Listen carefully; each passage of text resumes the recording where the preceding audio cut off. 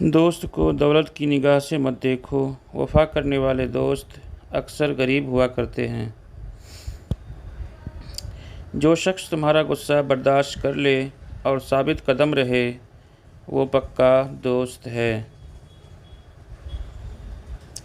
अच्छे वक्त से ज़्यादा अच्छा दोस्त अज़ीज़ रखो, क्योंकि अच्छा दोस्त बुरे वक्त को भी अच्छा कर देता है।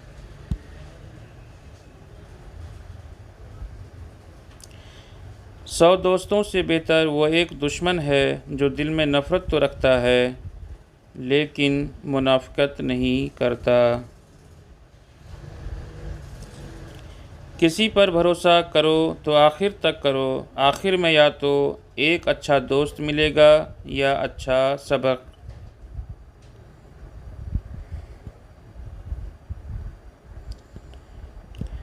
दोस्ती और मोहब्बत उनसे करो जो निभाना जानते हों। नफ़रत उनसे करो जो भुलाना जानते हों और गुस्सा उनसे जो मनाना जानते हों।